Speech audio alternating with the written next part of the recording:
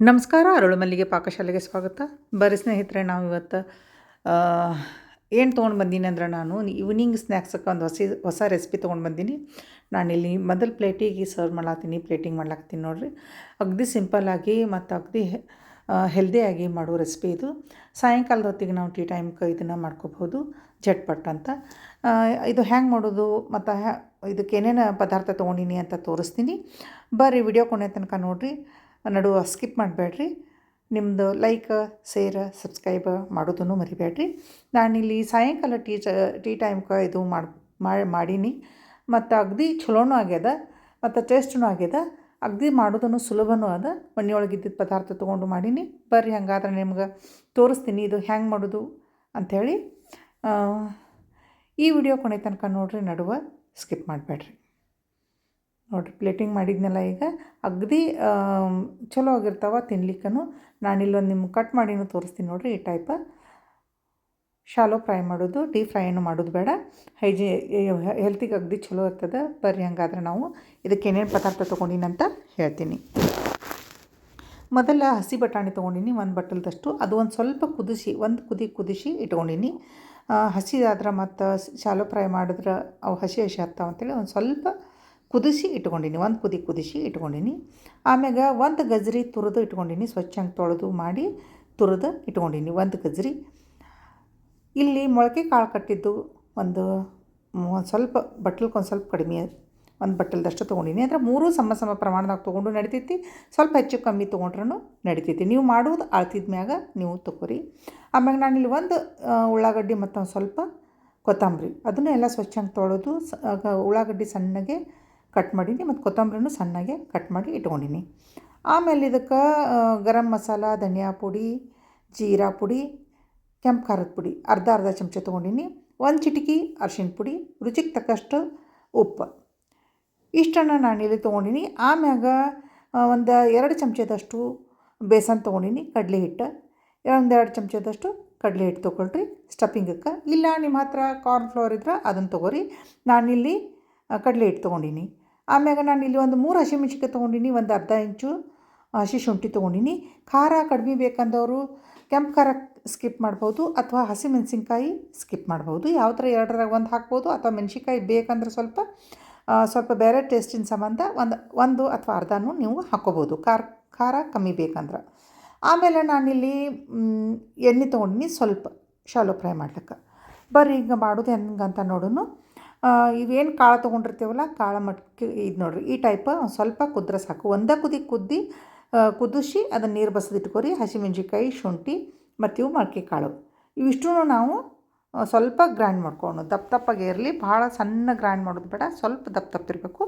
ಹಂಗೆ ನಾನು ಇದನ್ನೀಗ ಗ್ರೈಂಡ್ ಮಾಡ್ಕೊಂಡು ಬರ್ತೀನಿ.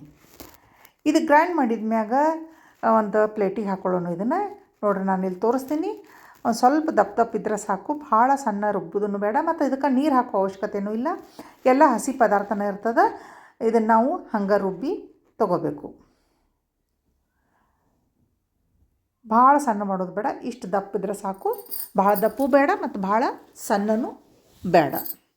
ಈಗ ನಾವು ತೊಗೊಂಡಿದ್ದು ಖಾರ, ಉಪ್ಪು, ಮಸಾಲೆ ಪದಾರ್ಥ, ಅರಿಶಿಣ ಪುಡಿ ತೊಗೊಂಡಿದ್ದೇವಿಲ್ಲ, ಅದೆಲ್ಲ ಹಾಕೋಣ.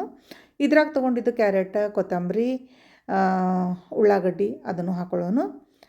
ಅದನ್ನು ಹಾಕಿ ಎಲ್ಲ ಸ್ವಲ್ಪ ಚೆಂದಂಗೆ ಕಲಸ್ಕೊಳ್ಳೋಣ. ಇದು ಸ್ವಲ್ಪ ಎಲ್ಲ ಖಾರ, ಉಪ್ಪು ಎಲ್ಲ ಇದು ಆಗಲಿ. ಇದಕ್ಕೆ ನೀರು ಹಾಕೋ ಅವಶ್ಯಕತೆ ಇಲ್ಲ. ಇದು ಎಲ್ಲ ಹಸಿ ತರಕಾರಿನೇ ಇರ್ತೈತಿ, ನೀರು ಬಿಡ್ತಿರ್ತೈತಿ. ಮತ್ತು ತೊಳೆದು ಇಟ್ಟಿರ್ತೀವಿ ನಾವು, ಹಸಿ ಇರ್ತೈತಿ, ನೀರು ಬಿಡೋ ಪದಾರ್ಥ ಆದ್ದರಿಂದ ಇದಕ್ಕೆ ನಾವು ನೀರು ಹಾಕೋ ಅವಶ್ಯಕತೆ ಇಲ್ಲ. ಸ್ವಲ್ಪ ಕಡಲೆ ಹಿಟ್ಟು ಹಾಕೋಣ. ಕಡಲೆ ಹಿಟ್ಟು ನಾವು ತೊಗೊಂಡಿದ್ದು 2 ಚಮಚ ನಾವು ಒಮ್ಮೆ ಹಾಕ್ಕೊಳ್ಳೋಂಗಿಲ್ಲ, ಸ್ವಲ್ಪ ಹಾಕೋತ ಹೋಗ್ತೀನಿ. ಎಷ್ಟು ಬೇಕಷ್ಟೇ.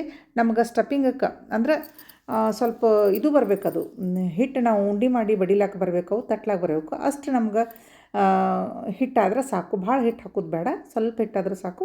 ನಿಮ್ಮಲ್ಲಿ ಕಾರ್ನ್ ಫ್ಲೋರ್ ಇದ್ದರೆ ಅದೊಂದು ಸ್ವಲ್ಪ 1 ಚಮಚ ಹಾಕಿದ್ರೂ ನಡೀತದೆ. ನೋಡ್ರಿ, ನಾ ಇಲ್ಲಿ ಸ್ವಲ್ಪ ನೋಡಿ, ನೀರಿನ ಅಂಶ ನೋಡಿ, ಹಸಿ ಪ್ರಮಾಣಿನ ಎಷ್ಟೈತಿ ಅಂಥೇಳಿ ನೋಡಿ ಸ್ವಲ್ಪ ಹಾಕ್ಕೊಳಕತ್ತೀನಿ. ನೀವು ಮಾಡಬೇಕಾದ್ರೆ ಹಂಗೆ ಹಾಕಿರಿ. ಒಮ್ಮೆ ತೊಗೊಂಡಿದ್ದು ಕಡಲೆ ಹಿಟ್ಟೆಲ್ಲ ಒಮ್ಮೆ ಹಾಕಿ ಬಿಡಬೇಡ್ರಿ. ಈಗ ನಾನಿಲ್ಲಿ ಗಟ್ಟಿಯಾಗಿ ಸ್ವಲ್ಪ ಮಾಡ್ಕೊಂಡಿನಿ ಅದನ್ನು. ನೋಡ್ರಿ, ನಾನು ತೊಗೊಂಡಿದ್ದು 2 ಚಮಚದಾಗ ಅರ್ಧ ಚಮಚ ಕಡಲೆ ಹಿಟ್ಟು ಇನ್ನೂ ಉಳ್ದೈತಿ. ಈಗ ನಾವು ಒಂದು ರೌಂಡಾಗೆ ಉಳ್ಳಿ ಮಾಡಿಕೊಂಡು ಅಂಗೈಯಾಗನ ಸ್ವಲ್ಪ ತಟ್ಟಿ ರೌಂಡಾಗೆ ಮಾಡ್ಕೊಂಡು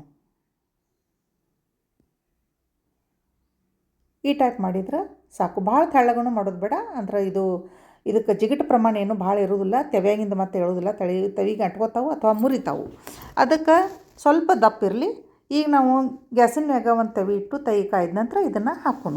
ನಾನೀಗ ಗ್ಯಾಸಿನ ಮ್ಯಾಗ ತವಿ ಇಟ್ಟೀನಿ, ತವಿ ಕಾಯ್ದದ್ದು ನಂದು. ಈಗ ನಾನು ಎಣ್ಣೆ ಹಾಕೀನಿ. ನಿಮ್ಮದು ನಾನ್ ಸ್ಟಿಕ್ ಇತ್ತಂದ್ರೆ ಸ್ವಲ್ಪ ನೀರು ಹಾಕಿ ಟಿಶ್ಯೂ ಪೇಪರ್ಲೇ ಒರೆಸಿ ತೆಗೆದುಬಿಡ್ರಿ. ನಾನು ಅದೇ ಟೈಪ್ ಮಾಡ್ಲಿಕ್ಕತ್ತೀನಿ. ನಂತರ ನಾವು ಇದಕ್ಕೆ ಅವತ್ತು ನಾವು ತಟ್ಕೊಂಡಿದ್ದು ಎಲ್ಲ ಕಟ್ಲೆಟ ಹಾಕೋಣ ಇದ್ರಾಗ. ಇದು ಈವ್ನಿಂಗ್ ಸ್ನ್ಯಾಕ್ಸ್ ಅಂಥೇಳಿ ನಾನು ಮನ್ಯಾಗ ತಿನ್ಲಿಕ್ಕೆ ಮಾಡಿದ್ದೆ. ಅದನ್ನು ವಿಡಿಯೋನೂ ಮಾಡೀನಿ. ಅದಕ್ಕಿದು ಈವ್ನಿಂಗ್ ಸ್ನ್ಯಾಕ್ಸ್ ಅಂಥೇಳಿ ಹೆಸರನ್ನು ಒಂದು ಇಟ್ಟೀನಿ. ಇದು ನಂದು ಓನ್ ರೆಸಿಪಿ ಐತಿ. ಈ ಟೈಪ ಮನೆಯೊಳಗೆ ಏನಾರು ಇದ್ದರೆ ಅದನ್ನು ಮಾಡಿ ಅದನ್ನು ಮಕ್ಕಳಿಗೆ ನಾವು ಹೆಲ್ದಿಯಾಗಿ ಕೊಡ್ಬೋದು. ನಾವು ಹೆಲ್ದಿಯಾಗಿ ಇದನ್ನು ತಿನ್ಬೋದು. ಮಕ್ಕಳಷ್ಟೇ ಅಂತಲ್ಲ, ಒಟ್ಟು ಎಲ್ಲರೂ. ಅದರ ಮೊದಲು ನಮ್ಮ ಮಕ್ಕಳು ಏನು ತಿಂತಾವು ಏನಿಲ್ಲ ಅಂಥೇಳಿ ಅದೇ ವಿಚಾರ ಮಾಡ್ತಿರ್ತೀವಿ ತಾಯಂದಿರು. ಅದಕ್ಕೆ ನಾನು ಮಕ್ಕಳಿಗೆ ಮಾಡಿಕೊಡ್ಬೋದು ಅಂತ ಹೇಳಿಕತ್ತೀನಿ. ಮಕ್ಕಳು ತಿನ್ಬೋದು, ನಾವು ತಿನ್ಬೋದು. ಸಂಜೆ ಮುಂದೆ ಇದು ಚಹಾ ಕುಡಿಯೋ ಹೊತ್ತಿಗೆ ಇದು ಸ್ನ್ಯಾಕ್ಸ್ ಬರೋಬ್ಬರಿ ಆಗ್ತದೆ ನೋಡಿರಿ. ಮಕ್ಕಳು ಶಾಲೆಯಿಂದ ಬರೋ ಹೊತ್ತಿಗೆ ಬಿಸಿ ಬಿಸಿ ಮಾಡಿ ಹಿಂಗೆ ಕೊಟ್ಟರೆ ಎಲ್ಲ ತರಕಾರಿನೂ ಹಾಕ್ಬೋದು. ಇದ್ರೊಳಗೆ ಕ್ಯಾಬೇಜ್ ಹಾಕ್ಬೋದು, ನೀವು ಬಟಾಟೆ ಕುದಿಸಿ ಹಾಕ್ಬೋದು, ಸೌತೆಕಾಯಿ ಹಾಕ್ಬೋದು. ಈ ಥರ ಎಲ್ಲ ತರಕಾರಿನೂ ಹಾಕಿ ಮತ್ತು ತಪ್ಪಲು ಪಲ್ಯನೂ ಹಾಕ್ಬೋದು, ಪಾಲಕ್ ಆ ಟೈಪ್ ಎಲ್ಲನೂ ಹಾಕಿನೂ ಹಿಂಗೆ ನೀವು ಮಾಡ್ಕೊಬೋದು. ಸ್ವಲ್ಪ ಅದಕ್ಕೆ ಕಡಲೆ ಹಿಟ್ಟು ಹಾಕಿರಿ ಅಥವಾ ಕಾರ್ನ್ಫ್ಲೋರ್ ಹಾಕಿರಿ. ಎಲ್ಲ ಥರದ ತರಕಾರಿ ಹಾಕಿ ಈ ಟೈಪ್ ಹಾಕಿ ಶಾಲೋ ಫ್ರೈ ಮಾಡಿ ಮಕ್ಕಳಿಗೆ ಕೊಡಿರಿ. ಇದು ಡೀಪ್ ಫ್ರೈನೂ ಮಾಡಿರೋದಿಲ್ಲ, ಎಣ್ಣೆನು ಭಾಳ ಆಗಿರೋದಿಲ್ಲ. ಸ್ವಲ್ಪ ಈ ಥರ ನೀವು ತೆವಿ ಒಳಗೆ ಬೇಯಿಸಿ ಮಕ್ಕಳಿಗೆ ಕೊಟ್ರಂದ್ರೆ ಮಕ್ಕಳಿಗೆ ತಿನ್ನಲಿಕ್ಕೆ ರುಚಿ ಇರ್ತೈತಿ. ಮಕ್ಕಳನ್ನು ಇಷ್ಟಪಟ್ಟು ತಿಂತಾರೆ. ಈಗ ಸ್ವಲ್ಪ ಸಣ್ಣ ಉರಿ ಇಟ್ಟು ಮ್ಯಾಗ ಒಂದು ಸ್ವಲ್ಪ ಯಾವುದರ ಒಂದು ಲಿಡ್ ಮುಚ್ಚಿ ತೆಗೀರಿ. 1-2 ನಿಮಿಷ ಸಣ್ಣಗೆ ಬೇಯ್ಲದು. ಬೇಯ್ದ ನಂತರ ಚಹಾ ಜೊತೆ ತಿನ್ಬೋದು. ಈ ವಿಡಿಯೋ ನಿಮ್ಗೆ ಹೆಂಗೆ ಅನಿಸ್ತು? ಲೈಕ್, ಶೇರ್, ಸಬ್ಸ್ಕ್ರೈಬ್ ಮಾಡೋದು ಮರಿಬೇಡ್ರಿ. ಧನ್ಯವಾದಗಳು.